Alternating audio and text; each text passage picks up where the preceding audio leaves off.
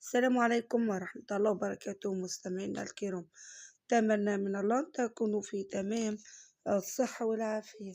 لو أول مرة بتتابعونا على القناة من فضلك اشترك في القناة وفعل زر الجرس ليصلك كل جديد.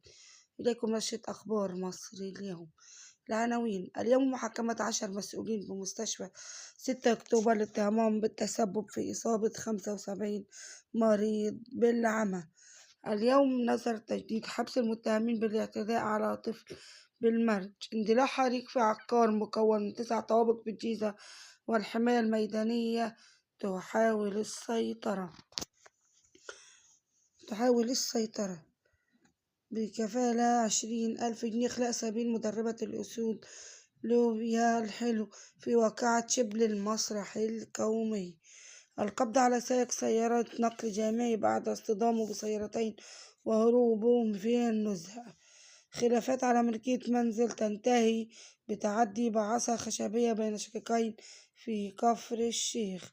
ضبط عامل توصيل بتهمة ملاحقة فتاة معاكستها في الإسماعيلية. القبض على طرف مشجرة بالأسلحة البيضاء في المحلة بسبب خلافات الجيرة.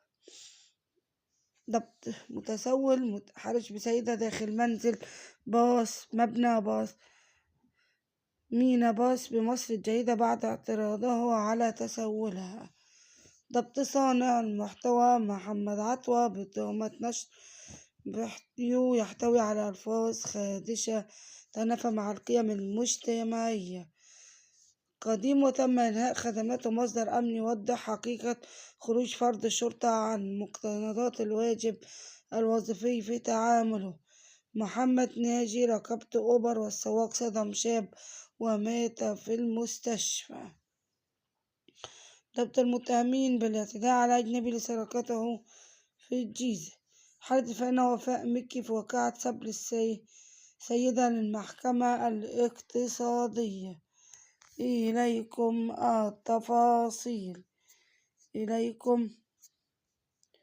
التفاصيل. اليوم محاكمة 10 مسؤولين بمستشفى 6 أكتوبر لاتهامهم بالتسبب في إصابة 75 مريض بالعمى. تستكمل محاكمة جناح الدقي اليوم. محاكمة 10 مسؤولين بمستشفى أكتوبر لاتهامهم بالتسبب في إصابة 75 مريض بالعمى. واستمعت هيئة محكمة جناح الدقي لمرافعة إلى النيابة العامة خلال جلسة محاكمة 10 مسؤولين مستشفى 6 أكتوبر للتأمين الصحي لاتهامهم بالتسبب في إصابة 75 شخصا بالعمى وفقدان البصر. وقال ممثل النيابة العامة خلال مرافعته 75 قصة ظلام وحكم بالإعدام البطيء. فهناك سيدة تتحمل قوت صغارها أصبحت تتحسس الحوائط، وعامل كان يخرج على قوت يومه أصبح ينتظر من يعاونه على الحركة. ووصف ممثل النيابة العامة تفاصيل قضية أي استهتار يحول غرف العمليات إلى مواطن للعدوى الجماعية كي يهنأ المتهمون بنوم، وقد تسببوا في جعل 75 شخص تحسسوا الحوائط. اليوم نظر تجديد حبس المتهمين بالاعتداء على صغير بالمرج. يمضي القاضي المعارضات بمحاكمة جنايات القاهرة جلسة تجديد حبس المتهمين تعدي على صغير وتصويره أعلى سطح قرب المرج. المتهمين بالتعدي على صغير. وكانت جهات التحقيقات بشمال القاهرة أمرت بسرعة ضبط وإحضار 3 متهمين هاربين تمام بهتك هرب صغير بسبب مشادة كلامية خلال لهوهم أعلى سطح عقار. وأسندت جهات التحقيق المتهمين تم تعدي الأرض المجني عليه 12 عام بأنهم تعدوا عليه وصوروه مقطع فيديو بهاتف مملوك لأحدهم بسبب مشادة كلامية خلال لهوهم أعلى سطح عقار بالمنطقة. تبعت تحقيقات المتهمين تربطهم علاقة صداقة جميعهم أقل من 18 عام وصوروا المجني عليه لإذلال نفسه. اندلاع حريق في عقار مكون من 9 طوابق بالجيزة، والحماية الميدانية تحاول السيطرة.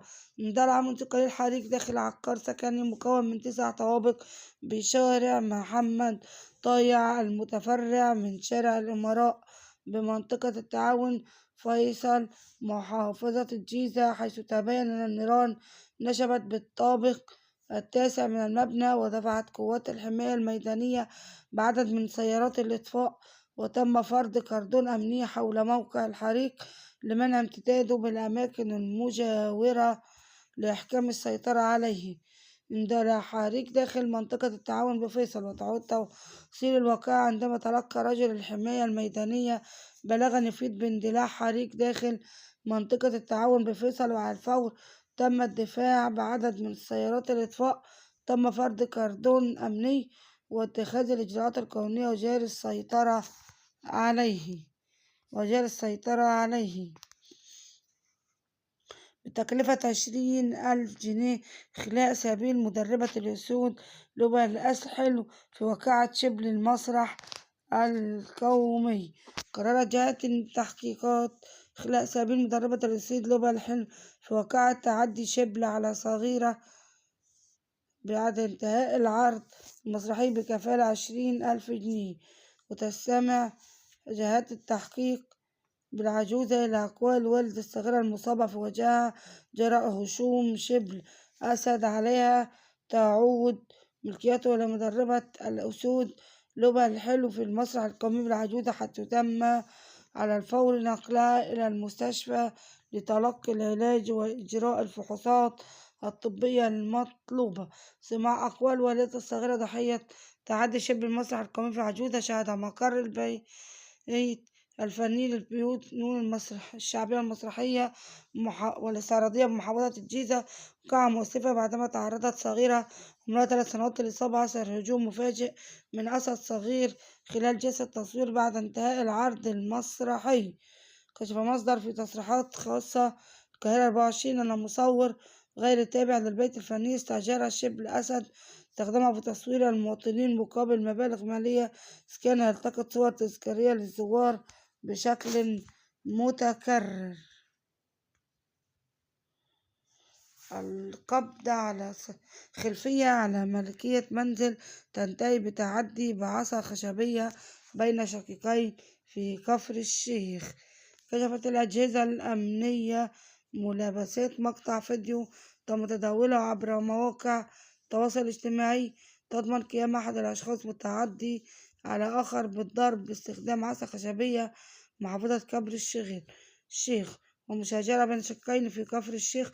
وبالفحص أمكن تحديد القائم على النشر، وتبين أنه تاجر وله معلومات جنائية ومقيم بدائرة مركز شرطة كفر الشيخ. وبسؤاله قرر بوجود خلافات بينه وبين شقيقه الظاهر بمقطع الفيديو حول ملكية منزل قام على صراع الأخير بالتعدي عليه باستخدام عصا خشبية دون حدوث إصابات.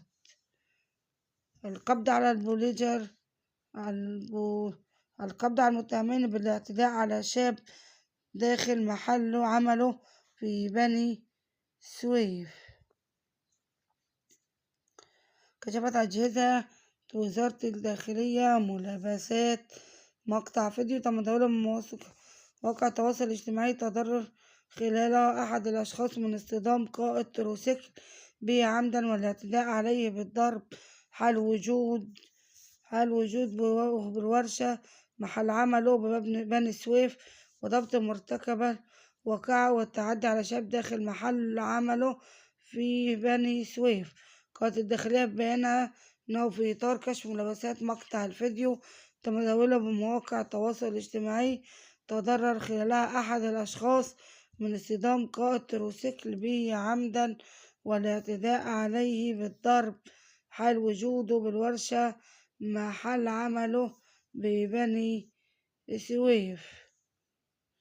وبالفحص تبين أنه بتاريخ 8 أبريل الجاري تبلغ لمركز شرطة بابن مقيم بدائرة المركز تضرر من أحد الأشخاص سيدة مقيمين بدائرة مركز لاعتداءهما عليه بالسب والضرب بعصا خشبية شومة والاصطدام به والتروسيكل وقيادة الأول عمدا لخلافات سابقة بينهم حول البيع والشراء.